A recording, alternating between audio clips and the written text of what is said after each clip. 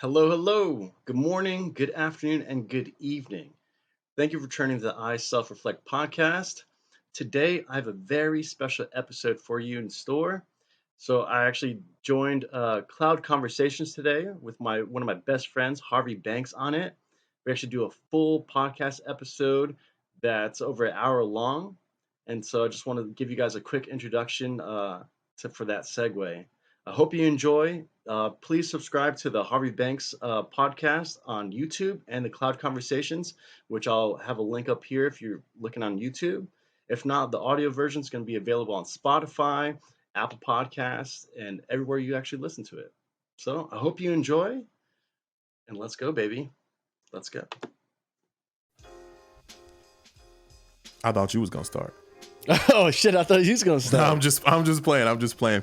Hey. Welcome to another edition of Cloud Conversations. I got the homie with me tonight, so I'm happy to kind of get the band back together. Loriano, what's up, man? What's up? What's up? Happy to be here. Cloud Conversations in full effect. About to kill it for this new year, man. I can't wait. I know it's like the originals is on here right now. You know what I Oh man, mean? it's meant to be. And we were just talking about Yeah. how. When did we start this? Actually, it was like last summer. It was October of last year. Yeah. Oh, shit. Was when we put our first episode out. Yep. Dang. Yeah, and the funny thing about it, what we was talking about before here, was kind of this, what we want to talk about tonight, about a year ago at this time. So if you guys want to go back through the archives, we kind of had a similar conversation, and I love the fact that like we're right back here again, like Full circle. needing to give people that friendly reminder again. You know what I mean? Right. Yeah. And it's interesting. So what this you is a been up to, premiere though? of our. Go ahead. It's a premiere of our first video together, actually. So this is kind of exciting. Yeah. So it's gonna be I'm trying fucking to tell you, great. you ain't gonna get no pussy off this. You gonna try to get some pussy off this. All right. You already, yo, I'm single, 34. Just let me know. Yeah, you gonna try to get some. I'm just playing, man. What you been up to though, man? Before we get into like the serious lesson teaching and shit, let's get All the right. fun stuff out of the way. No, I'm still doing same old, but like with a little twist. So, on my spare time, I flip books on Amazon and eBay and try to just go that whole route of flipping shit. But on my own podcast, this is where you've actually branched me out to do video. So I've been kind of practicing video on that podcast and just kind of letting it all out, which I'm still warming up to, which I still have to admit, this is really fucking weird. Yeah, it's a different kind of experience, and it was something I had to deal with too. I told you about it. Like it's people don't understand. Like there's a few different like boundaries when it comes to life and like what we need to do for the public, right? So I always tell people, yo, podcasting is way harder than you think. Like you think you know exactly, you just go in here and talk, right?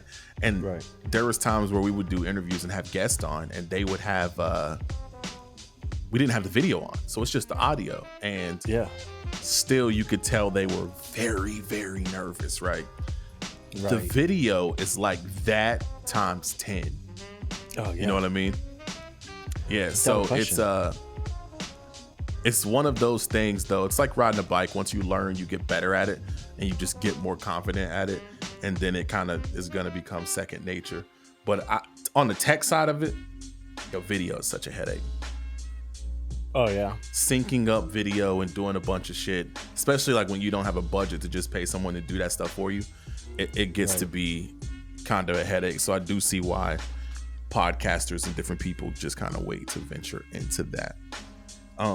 Tell the people that may not know, or this may be the first time listening, the name of your podcast, and actually also give a brief, like, explain it to them, explain the I Self Reflect, explain the brand, just because I've always been a big fan of the brand, and if someone's listening, they might not know kind of what it is. Right. Yeah. So it started off with Self-Reflection Tees, which I rebranded to I Self-Reflect.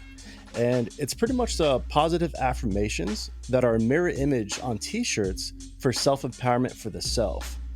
And so I rebranded the name. Besides just to be shorter, I wanted something people could say from the third person view. So when I say it and you repeated it, you're also saying it for yourself, I self-reflect. And so besides creating the apparel company at iselfreflect.com, I also wanted a platform to be able to speak about self-reflection, ideas, different perspectives, mindsets, and out-of-the-box thinking. And so this new wave of platform that I've created with the video now, which is on YouTube, Spotify, and all available channels, was to embody ideas and develop a community of like, hey, we're actually all mirror images of each other. So if we can expand on the same ideas and certain people might be struggling with or might need help with for positive self-growth, let's all mind jam as a community together and go from there. So I'll propose a question or a thought or an idea, and then I'll list a couple of questions out and kind of just mind jam with the community. But first, by speaking from my perspective, my life story, and letting people know where this came up with. And then also, I invite people to leave a comment and subscribe to really get involved in the community, because I'm a firm believer, we're all one. It's all love out here. We're all human beings on this planet. Not really sure what the fuck's going on, and I figure, hey, this might be a place where we can perhaps just get a little closer to figuring shit out together. Well, I think that's one of the dope things about like your brand and kind of what it represents is the I self-reflect. For me, what I think is so dope about it is just being able to be like, hey, I don't have all the answers, but when I look into myself, this is my experience, right? Yeah. And you don't have to be, I don't have to have all the answers. You don't have to have all the answers. The world does. You don't have to have the answers. We just have to be able to be like, okay, hey, let's ask these questions. Let's dive into ourselves a little bit. And I really do. Now, back to your, when you talked about the t-shirt brand at first, I remember when you first told me the idea, and I just thought that shit was super dope. And I'm glad that a couple years later, like, this is still around. You know what I'm saying? Right. And I have to give props to you just for being a great friend and, pushing me to keep that around, because it's definitely a passion project, and it's definitely 100%. That's what it is. It's going to be here for life, just because it's something I love to do. And hopefully once I get revenue start coming in, this is something I want to share with the world and just start giving away shit. Just for the love of it, honestly. Like, fucking. Yeah, man. I'm going to make money elsewhere, but I just want to share it with the world. I think this is really good just because, man, like I said before, knowing your journey, now that you're sharing more of like your experience and your journey, right? You can know what a brand is, and then you can see it, right? And so like I've known what the brand is, and you've been doing this for a while, and I'm sure other people too, other family members, friends, and just fans of the brands, customers and stuff, understood kind of what you were going for. But now that we can see you put this out there as yourself, it clicks differently, right? It's like, oh yeah, no, like we don't have to have all the answers. We just have to keep trying. You know what I'm saying? That's it. It's so, therapeutic, it's a great nonetheless. thing. Honestly, it's gonna be a great journey for me, and I think for thousands of people. So it's gonna be great. I completely agree. So what we're gonna talk about today is it's the holidays. Happy holidays to everybody that celebrates whatever holiday it is that you celebrate. I just hope your time is well. I do know that I wanted to talk. So about a year ago today, we had a conversation about the holidays kind of sort of just being obligations and how they shouldn't be this way, and kind of here's how you should approach these things at the holidays, because it gets kind of tricky and interesting. Now, even more so, it's tricky, man, because I think COVID changed a bunch of stuff, right? Because for the first time, it was actually discouraged to get together with family, right? For the holidays. Definitely. And so it was the first opportunity for some people to be like, oh shit, wait a minute. I don't like going to see family, right? You know what I mean? And so like now, excuse. Exactly. So now we're faced with it's a new year, and although COVID is still running crazy right now, a lot of people are vaccinated, and like I don't think that COVID excuse is gonna work this year, big dog. So it's like how do you manage these things? And the thing I specifically want to talk about is, I mentioned it on a morning edition probably about 2 weeks ago, and I was like, the holidays are a very tricky time because sometimes it's the first time that you're faced with adversity to your change. Like if you spent the year becoming a different person, and now for the first time you're going to be around family that only knows the old you, it's the first time this new you is challenged. And that's a tricky thing to navigate. And how do you navigate that, right? And so, like, think about that, Loriano. Like, you know what I mean? Like, it's... Yeah, that's brilliant. Yeah, I get it. And it's like, you love your family, but, like, what's the polite way of just telling them, hey, dog, you don't really know me like that, and that's not me no more. I'm not okay with this, or that anymore. You know what I'm saying? Without offending your family and stuff like that. So it gets tricky. Let's go into this. I want to ask you a question because, and then I'll kind of go after you. But if you don't mind, talk about where you're at right now and your family dynamic and how it feels for you during the holidays. Like, because you have space between you and your family, like actual distance. You know what I mean? Yeah, that's Do correct, you feel obligations? What do you feel? Talk about that for a minute. For sure. Like, so currently I'm out on the West Coast. You know, I have a lot of family in a lot of different states, but the majority is going to be New York, Michigan, and Indiana. And so when it comes to family obligations, and honestly, I've been out here in the West Coast away from core family, so you can say, since 2008. And I'm 34 right now, so it's been a lot of years to where I've never spent what people would deem like the traditional holidays, whether it's Thanksgiving, Christmas, etc. And so for myself, I just got built differently over the years. And so honestly, I'm not very close to family anymore. You know, especially when you first move away, you'll start generating those phone calls back and forth, whether it's, you know, once a week, then once a month, then hey, once every 3 months.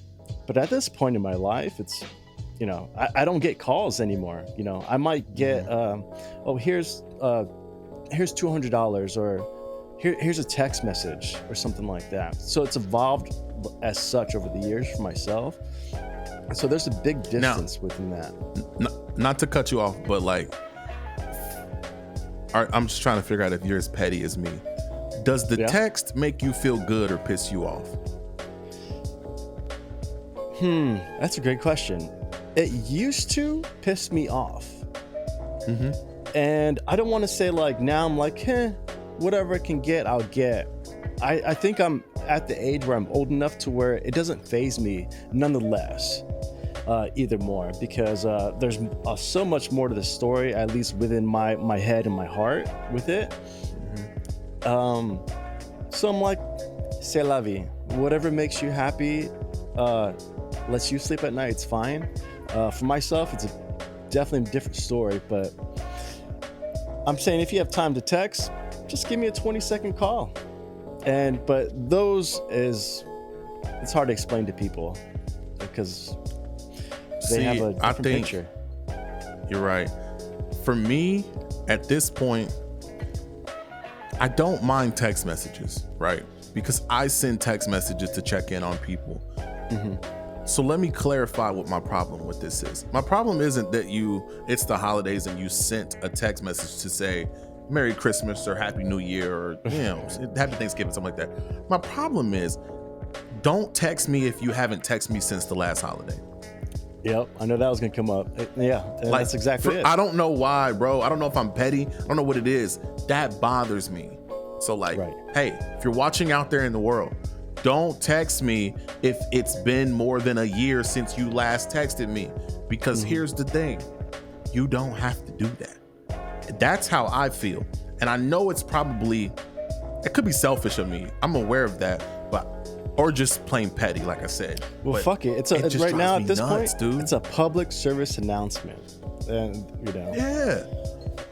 And I don't mind that, like, there are people like me and you, we talk on the phone as well, but there are people and friends and family that we only ever text.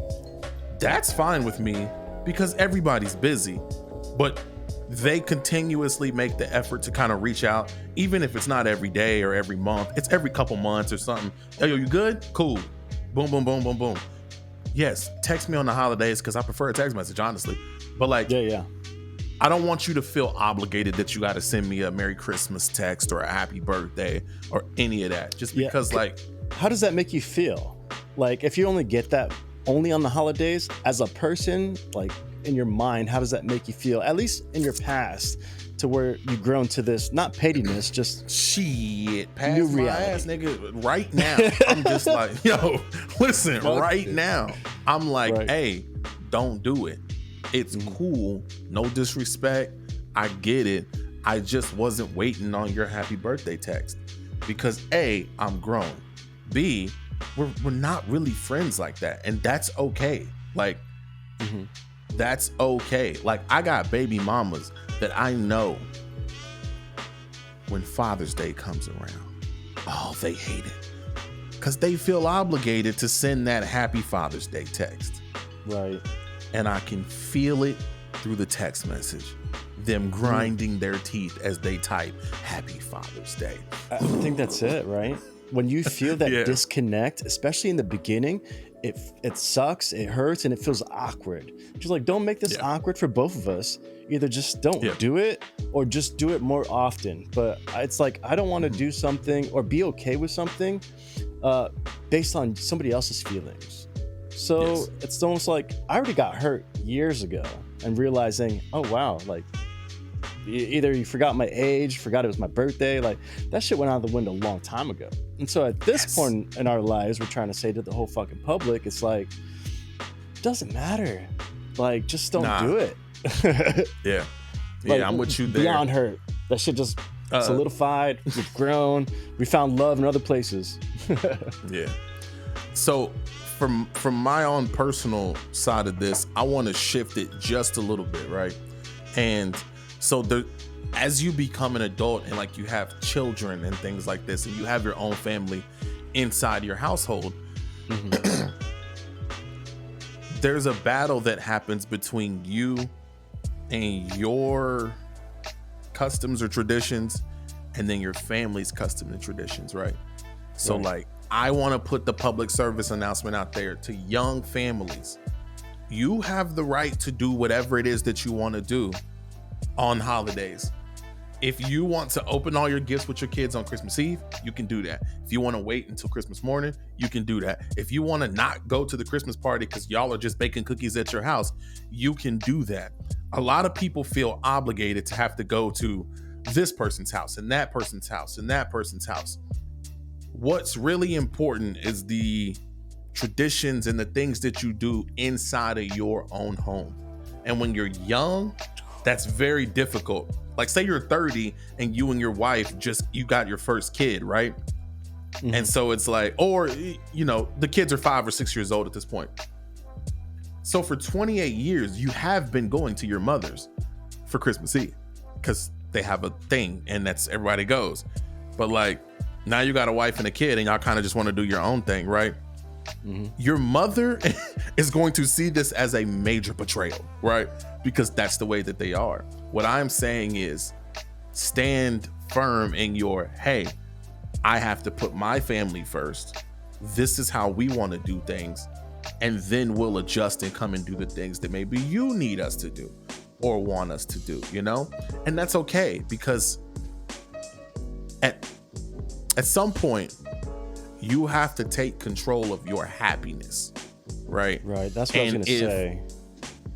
If getting ready to go to 100%, if getting ready to go to the mother-in-laws for this freaking party that we don't even want to go to, that's a burden.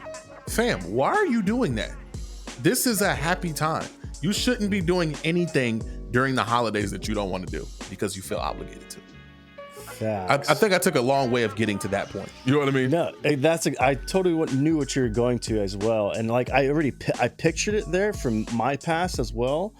But it was like, yeah, if you feel like your family's fucking got some bad blood or like it's bad energy or just some shit always goes down, but it's not only just for you, especially if you have kids and if you have a new family, don't invite your kids into an environment that's just fucking toxic because your family needs to be there.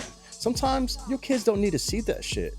And now if it's a family dinner, if you want to be polite because it's tradition, go there for the dinner and the quick little thing and then just head the fuck out. You did your piece and you got out. But if it's fucking crazy, but like, we're not gonna be able to make it this year. And it's just interesting how people might do stuff based on family traditions and suck shit up and beat themselves up for the holidays when this should be whatever, relaxing time, day off work, a holiday, whatever you might call this time. It should be enjoyable for yourself at least, as every day should. What do the holidays mean for you nowadays? Because like, for me, they never mean what they're supposed to mean. Right. Yeah. Thanksgiving for me is food. It's all you can eat. I ain't doing shit. I ain't going nowhere. I'm watching a bunch of sports. Food, right? Right. Christmas to me. Yes. Christmas to me is all about the kids at this point. Right. All about the kids. I love seeing the kids and how excited they are. That's fun for me. I don't think about Jesus. I don't think about the rest of my family. I don't think about a lot of stuff. It's just like they mean different things to me now. And a lot of them don't mean anything to me at this point, just being honest with you.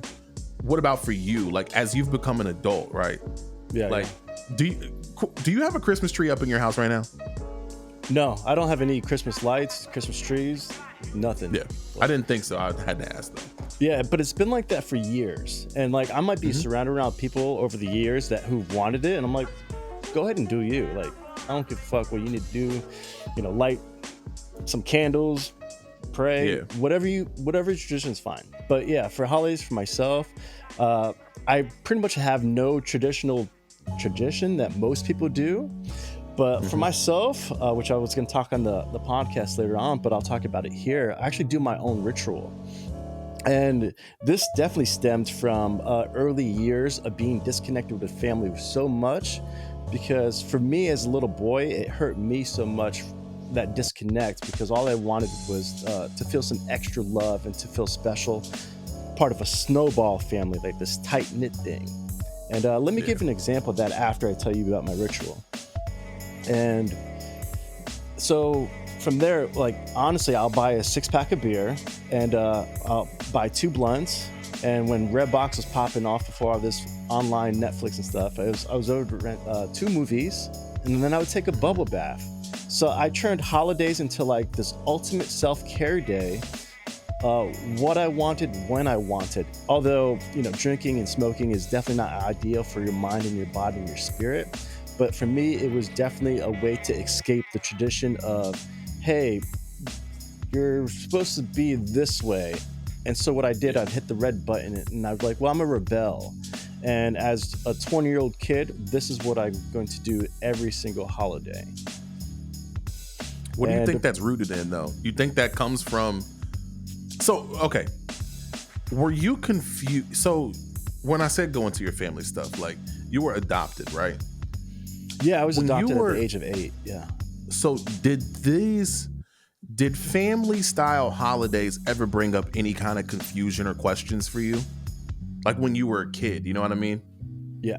Well, so I got adopted by a white German family, which in retrospect it's fine, but they actually they were the family people. And so they had their own extended families and they had their own traditions every single year that they did as a family. And so, because I remember the first day I actually got adopted and we were driving out to our new home, so to say. And it was the first time I saw like the whole, like a real neighborhood with white puffy snow on the ground. You open the door, there's the crackling fireplace, there's a Christmas tree. It's the first time I ever saw that when I was 8 years old. And so then I knew I was into a different lifestyle. But I still felt not a disconnect. I mean, being 8 years old at that time, you don't know what to think. And so I think I needed that to be nurtured a little more. But let me give you a good example to, as the years got older, this extended. So with my adopted family, which, my godparents. They have their own tight knit family, and so every holiday, let's say every Christmas, they'll meet out in Albany, Oregon, and they'll all travel and they'll meet with their tight knit family. They'll make the same shirts or same sweaters or have a theme to it or something like that. And they, that I had to get used to, because we always got forced to go to those things because now we were part of the family, right? But I must tell you, and I've mentioned this to my godparents as well, even during those times, I don't know what took place, whether it was myself being a full-blooded Puerto Rican tan, and other people are like not white, but I felt odd. I felt like the oddball out, and but my sister felt as well too, and she's white skinned. And not saying skin color had anything to do with it. It was more of a background or a feeling or a connection with all the other people. They treated us well, but it was, for some reason, I felt awkward. I felt different and out of place. And these were the moments I tell my godparents that I did, but it wasn't reciprocated in the way of nurture and care. But like, oh, well, let me listen to you, and how can I redirect this? It was more of like they scuffed it off and be like, oh, don't worry about it. Like, you're tripping out. Just fucking go play in the yard and have some eggnog or something. So you want to know something, not to shoot them any bell or anything. So something I've learned about white people, probably within the last 5 or 6 years, not even that long, actually. In the last couple years, this is what I've learned about some white people. Okay. The dismissal of race issues and like deeply rooted race feelings is the easiest thing for them to do, because they literally have no idea what that could possibly feel like. You know what I mean? Yeah. And that so makes like perfect sense. I have talked to, not that that's what they were doing, I don't really know that situation, but like I know that I have talked to people recently, like during COVID when we had the race riots and a bunch of other stuff that happened, right? Yeah. And I've had white people that have only ever been fucking great to me, bro, ask me serious questions like, hey, like, you really get nervous like when the police pull you over? Like, what do you mean? Like, I don't understand. And it's a genuine, like, I've never thought about having to deal with anything like that.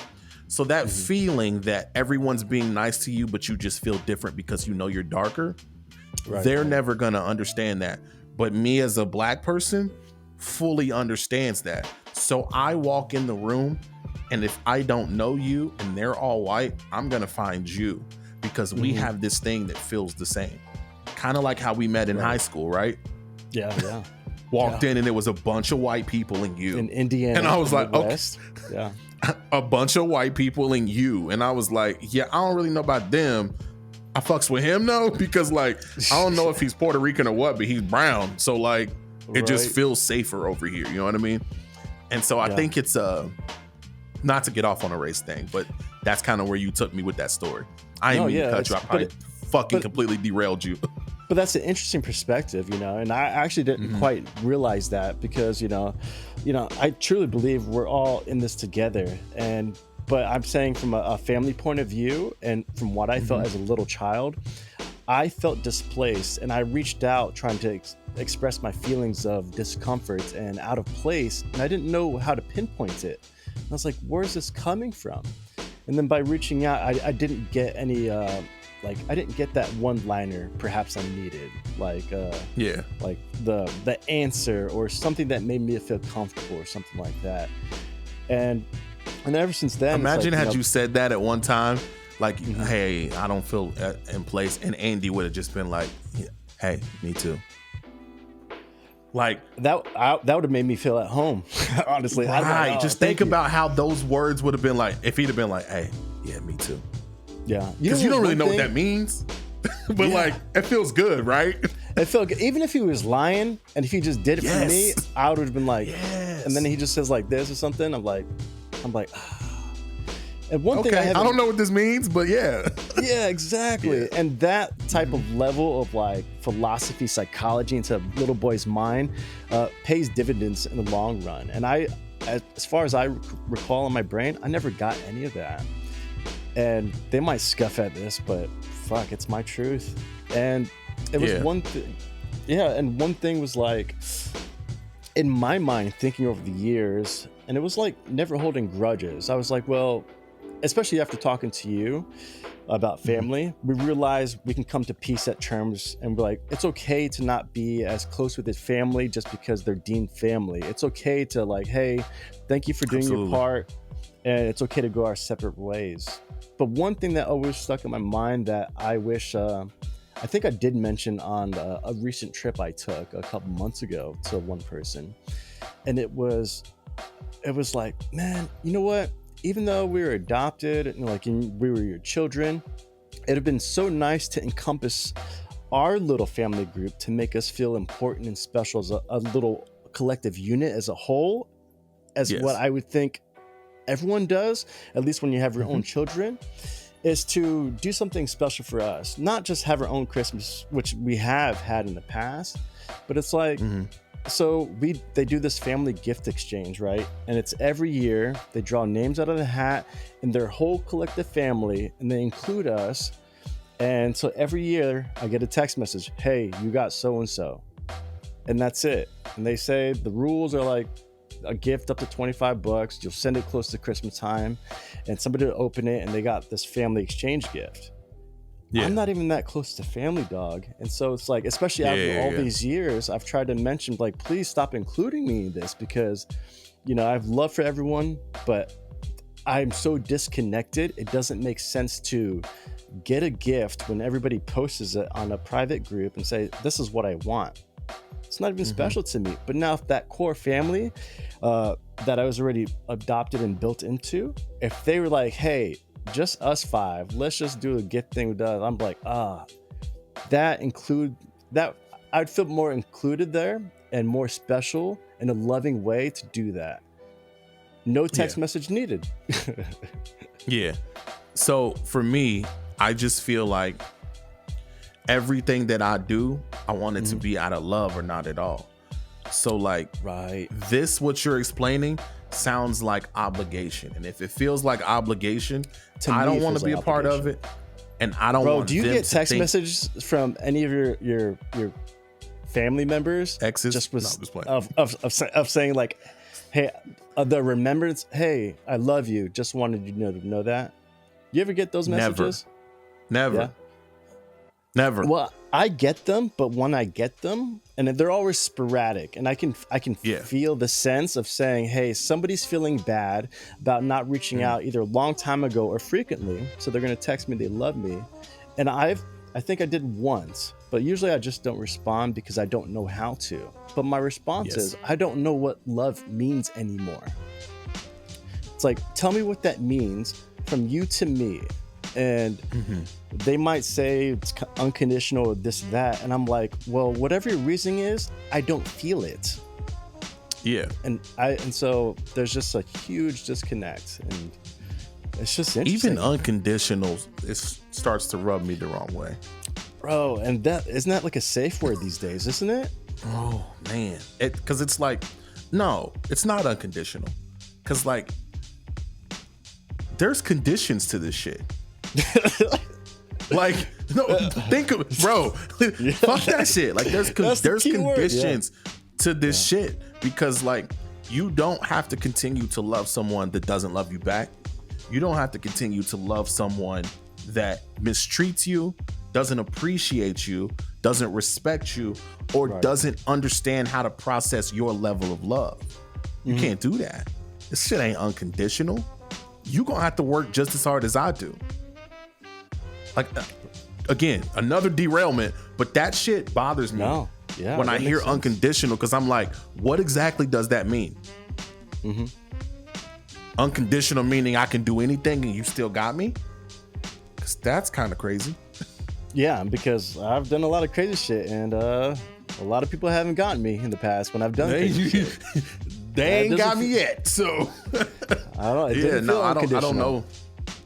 But you made a great point a long time ago when we used to talk about this, where it's like when somebody's doing their part for you, and then when that part's done, and you move on, it's almost like breaking bread towards the end or something like that.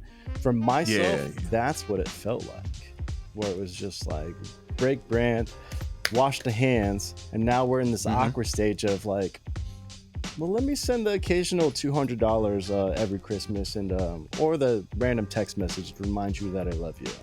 But I'm like, I don't know what to think of it. But I'm sure there's a lot of people out there that have to deal with this situations as well. But I'm sure everybody in some form. But it's almost like, we got to the age where we realized you don't have to keep dealing with it. So if you get invited to these parties or the family gatherings, it's okay to say no. It's just not my cup of tea. This is not for me. Stay safe. You don't have to do anything that you don't want to do. Like, you don't have to do anything you don't want to do. Period. Like, And what age did you knew that? Like, when you came upon that? Honest, like if I'm being 18? Honest. Nah, for me it was much, much later. I was probably 28 or 29. And I learned that from it was more of a relationship situation than like family. Like, it was more in that realm of, okay, if I'm not happy, why do I have to do these things?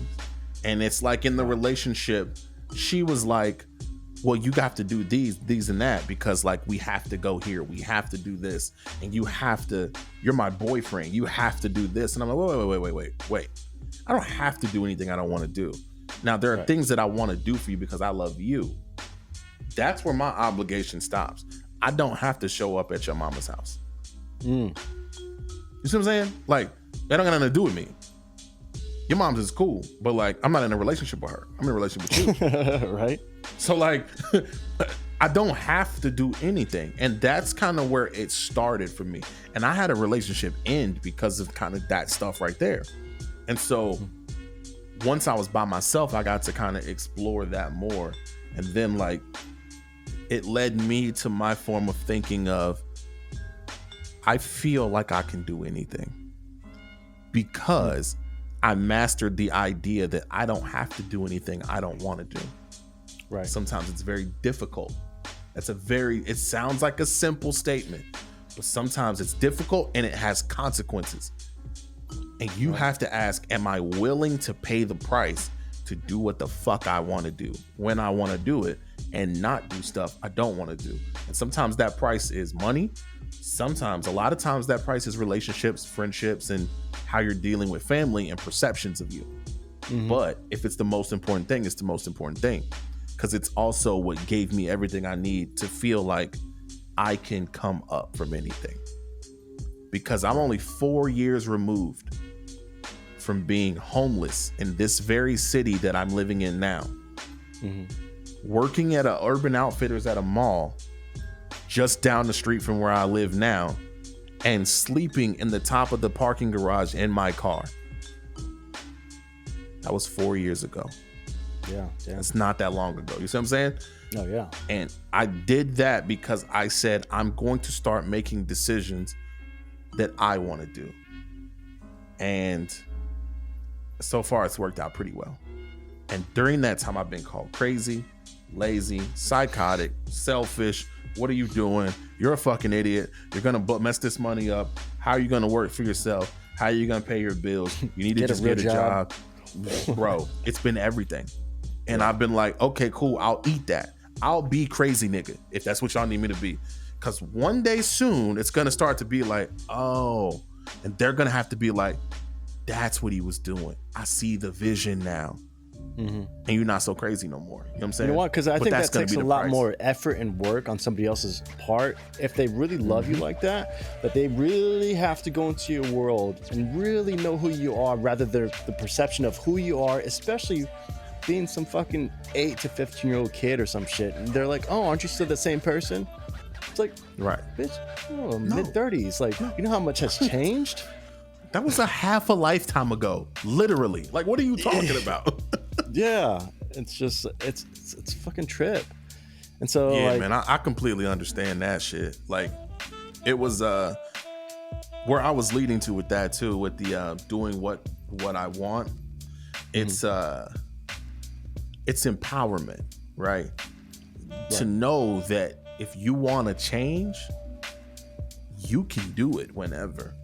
And so I tried it and I did it. And so now for me, it's like, when I decide I want to do something, who's going to stop me? I was sleeping outside. Yeah. I'm not sleeping outside. I'm not rich, but I got more than I need. Right. I'm comfortable. I'm happy. I've got about 10 people right now that live not off of me, but like I'm responsible for them and they know I got them. Right. I'm all right. So anything I decide I want to do, I can do it. Now, you had an interesting conversation on your podcast, kind of the last 2 episodes, but the really, really great one was this last one that you did. Again, I told you I rewound and watched a couple different times. And it was about us using the new year to start something new or to change something about us. Fuck yeah, man. Why we wait to the new year? Should we kind of go into that a little bit and explain kind of basically what you were talking about on there? Yeah, definitely. So this goes back to what we were talking about just now. It's like our weird relationship with holidays, right? We have this weird relationship with it. And it's like, whether we have something to do, these are the formats we have to live by. And whether it brings us anxiety or a new way of thinking or just the norm, some shit. But this New Year trip is, I proposed the question, why do we start things on New Year's for resolutions or to embark change? Why doesn't it happen, let's say, December 1st? And it goes back to like when people are like, nah, I'm going to start this new workout routine or this new diet on Monday, as opposed to Wednesday. So it's just interesting with the psychology that we've built into our brains to be wired like that. But when you do it like that, let's say, hey, like especially with New Year's, if you said it like that and you miss those dates, you're just setting yourself for failure. And then you're like, fuck it, I guess I have to wait till next New Year's to start this shit. Yeah. And your brain actually will remember that. And you will try to start next year because you're going to start most likely after Christmas or some shit like that. And so we live in a vicious cycle. And I proposed the question of, why do we do that? And that's crazy. Yeah, the why is I don't fucking know. That's a deep psychology thing that goes beyond my knowledge of psychology. But on its most basic level, it's I think we as people need shot clocks and scoreboards, right? It makes things easier to understand. So imagine if you were to go to a basketball game that was just 2 hours long. There's no scoreboard. It's just, it starts at 6 and it ends at 8. And at the end of that 2 hours, they were to ask you who won. What's the score? You're like, I don't know. I mean, it looked like that team was we like to have definite things, right? Right. This is the time left in the quarter. This is the score. This is that. I think it could have something like you said, we're wired this way, right? And I do know that I've done it a million times.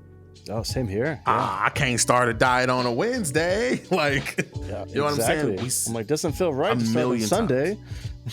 Right. And it's like, I'm leaning more towards kind of where you're at with it. It just puts us in this loop. Yeah. And it always gives us an out, right? It always gives us an excuse built into your pocket of, if you started on Monday or on New Year's, shit, okay, I'll just wait back to next Monday and reset. Yeah. You've always got that in your pocket and you know that subconsciously. So it's like, I'm good. Yeah, no, I'll go ahead and smash these tacos out, right? Because, it's Tuesday. It's Taco Tuesday. We'll get back on it next Monday.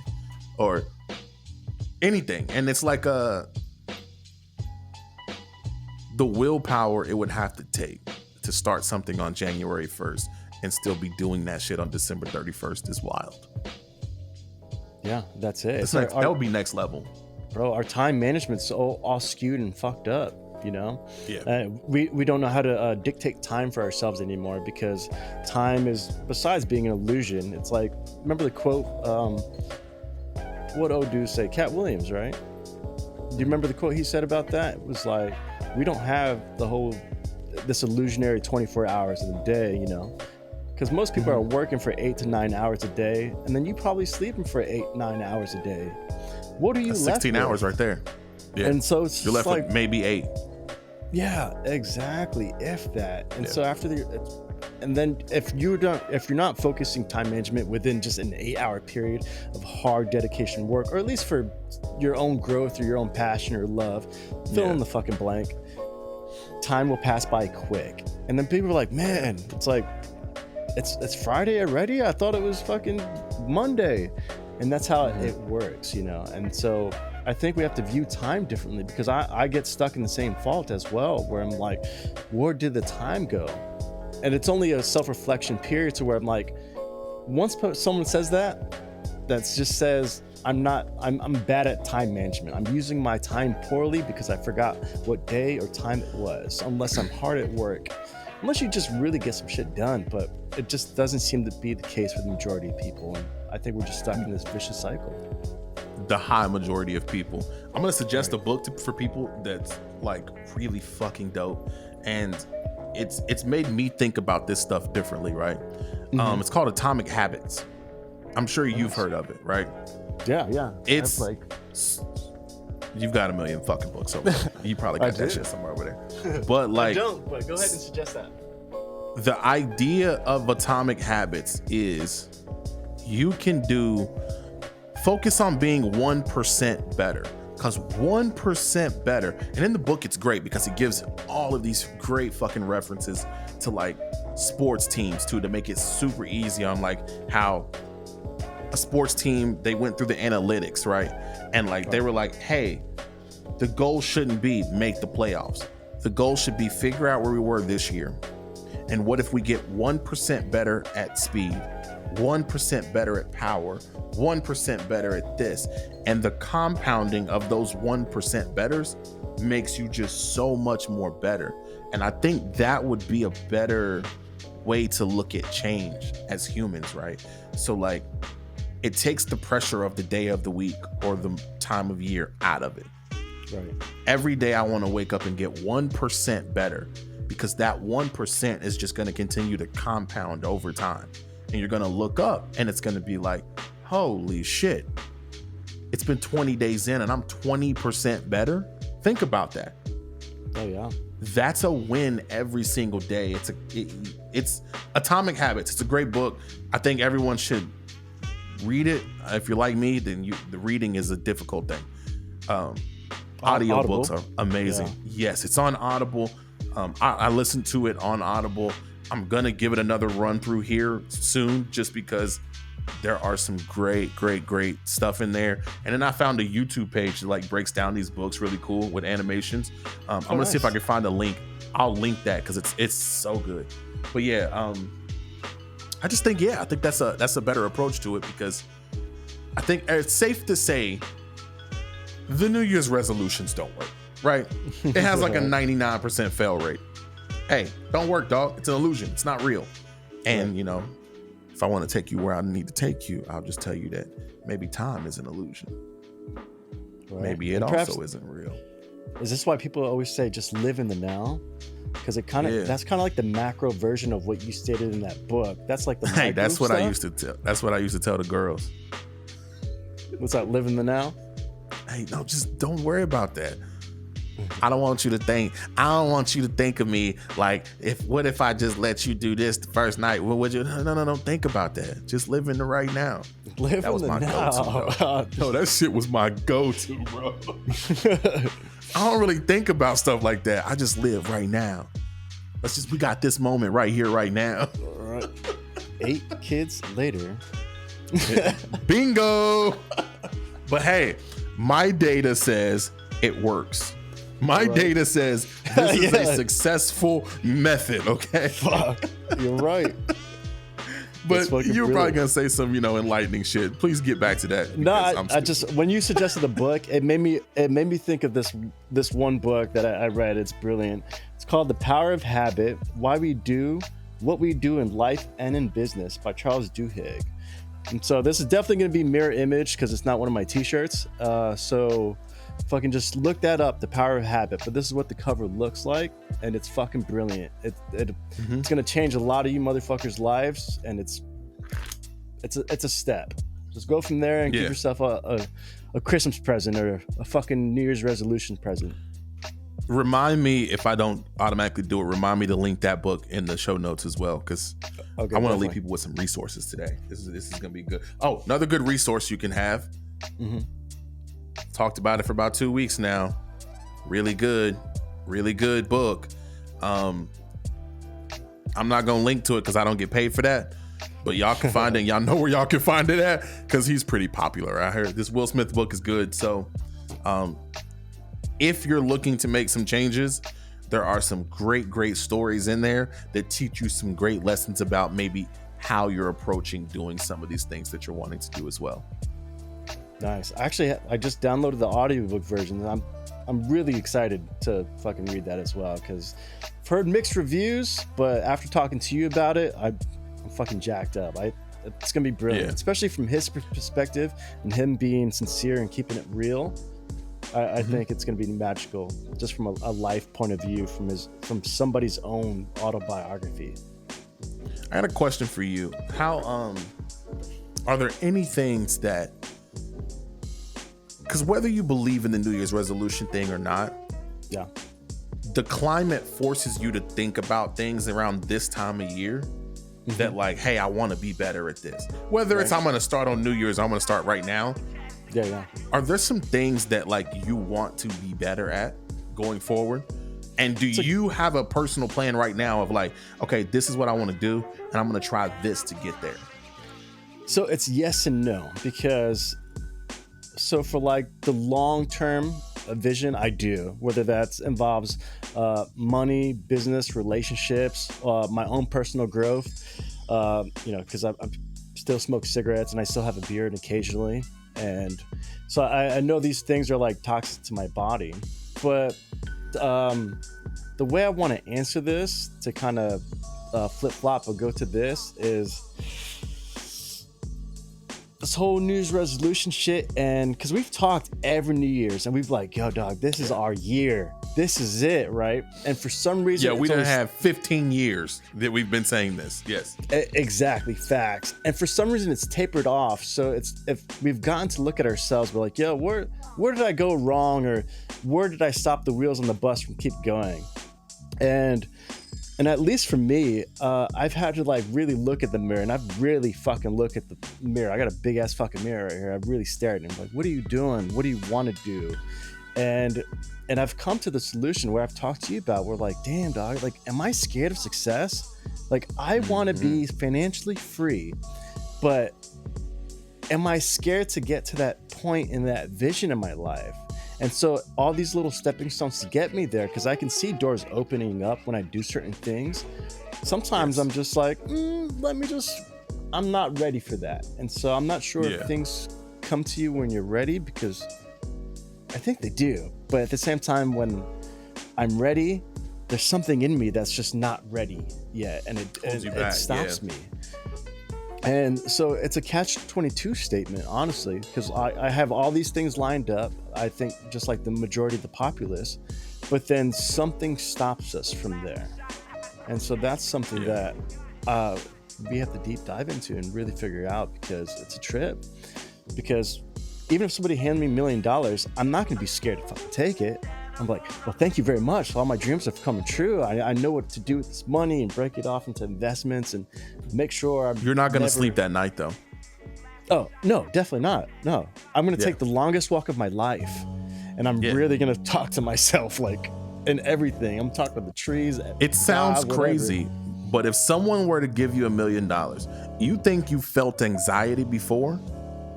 Oh. The anxiety you're going to feel once you get that $1 million, I already know. I'd be scared to buy a cup of coffee because I would not have $1 million anymore. I would have less than. That's something Dame Dash said once. They were talking to Dame Dash that started at Rockefeller, right? And he was they were like, "You're a millionaire," and he was like, "What does that mean?" And they were like you're a millionaire. He's like, no. What does it mean? And the dude looks at him like, what is he talking about? Dame was like, here's the thing about being a millionaire. If you go buy a piece of gum, you're not a millionaire anymore. And Yo, the I dude think just you hit it. it's like the guy's like, okay. So how did you meet Jay-Z? Bro, like you just hit it the nail on the head, because it's like, perhaps the whole fear of success is just to lose what you've gained. You know what I mean? Yes. Whether that it's might $1 be million, worse. I think that's worse. So it's like, yo, if I can stop myself from even getting there, I'll never lose it, and I'll always be in this comfortable bubble of always trying. So I'll get a couple steps up and be like, oh, you're a little too far. Boom. Before somebody takes it away, before you lose it, you make stupid business decisions, which I have in the past. Absolutely. Damn, that's some facts right there, man. You know, man. Listen, the thing that I've been contemplating here recently. So somebody really close to me, last Monday, the person that she looks up to as a mother figure, lost her son to cancer. Right, her son was right at her age and my age as well, and like that really hit her hard. You know what I'm saying? Yeah. And then just this past Monday, so 7 days after that, she gets a call in the middle of the night from her mother that her stepfather passed away unexpectedly too. Jesus. Right. Yeah, it's a wild situation, right? It's a lot, and it's just gotten me thinking about. It had her thinking at first too, because last week she said something to me, and I don't know if she understood the magnitude of what she said, and she was very upset and she was crying, and I was like, why are you crying? Because so I have this weird thing with death that I won't go into on this episode, but like my level of, I don't get overly sad when people die. Yeah. So she was like, I was like, but why are you crying? He's been sick. He's been suffering. He's not suffering anymore. I'm very happy for him. Right. And she's like, it's not really that. She was like, he's our age. And it was the first time she thought about her own mortality. Right. And I noticed it in her, and I was like, oh, you're afraid to die now. And I don't think she'd ever thought about that before. And it's like, that's very interesting, right? And so it made me start, I've thought about this stuff before, right? Like, you know, my own mortality and stuff. But it was a good reminder for me that like I said before, I don't have a lot, but I've definitely got more than I need. Right. Especially when it comes to like resources, creative abilities, and outlets to get out what I want to get out. And it's the thing I need to focus on is two things: being way more grateful and aware of my position that I'm in. Right. And then utilizing the resources and tools that I have now to the max. Like I have the equipment, I have the setup, I have the room, I have the time, I have the this, I have the that, I have free time, I have, you know, some money coming in, and then if nothing else fails, I know how to turn $1 into $2. I've got everything I need to do exactly what I want to do. But there's times where I find myself saying, ooh, I can't wait to get that. Ooh, if I get that, I need that, or I need that. And I don't need nothing. Everything that I have right now can get me to where I need to be. I just have to focus on maximizing the resources that I have now. Right. And that is when I think everything else will come. Because you have to be able to master the level you're on before you can go to the next level. Yeah. Facts. You can't buy your way to the next level. It just doesn't work that way. You know what I mean? And I've lost sight of that. And so like this past week has really got me thinking about like, damn, I got everything I could ask for. Right. What am I going to do with this? What are we going to do with it? And so there's no real resolution. It's just I got to have this change of mindset. Because I think I was having a loser's mindset by saying, oh, I can't do it because I don't have this camera. or I don't have this microphone, or I don't have this, studio set up. All of that shit, man. Like, it's like, no. Flip that. Oh shit. I got this phone that works with this camera, that works with this mic. Then I got my homies that share a vision and he understands the vision. Some people don't have that. We can roll through this thing together, you know what I'm saying? And it's like just being appreciative of that and getting the most out of it. Yeah, that's big perspective right there, especially like for someone who's especially scared of success, and you realize when you only, especially around that age with all this crazy shit in the world or just happenstance, your shit ends early. You're afraid for no reason. Yep. You know what I mean? It's one of those things you have to eventually, or at least microly, keep going up those steps and just keep going. And you know what I mean? It's a humbling experience, man. And we have to just be grateful that we're just here to experience all this shit, because there's so much we can do, and everything's possible.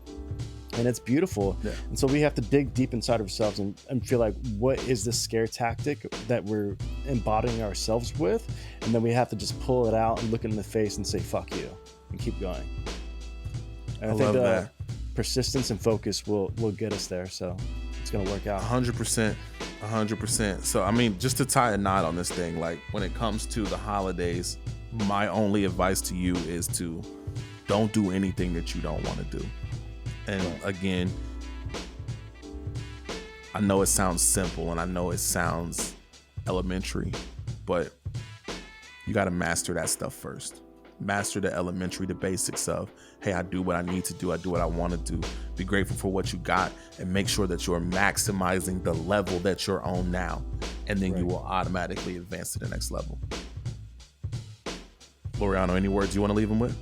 That's it. Bada bing, bada boom. I was going to say the same thing. I tell all my friends and my close peoples, know what you want and know what you don't want. And that's the only two things that really matter, because when you can stem from a place like that, then it just spreads. But, nonetheless, happy holidays and enjoy whatever the fuck you're going to do. Facts. Whether that's for yourself, your family, fucking sitting in a tub, sipping on a brew, whatever it is, it's for you. So just take the time. Tell them where they can enjoy their your content at. Definitely. If you want to catch me, it's going to be the I Self-Reflect podcast on YouTube, Spotify, or Apple Music. Or if you want to catch me at www.iselfreflect.com. I run the site by myself. I have no employees. I'm just kind of juggling a lot of things with myself. So feel free to shoot me an email there.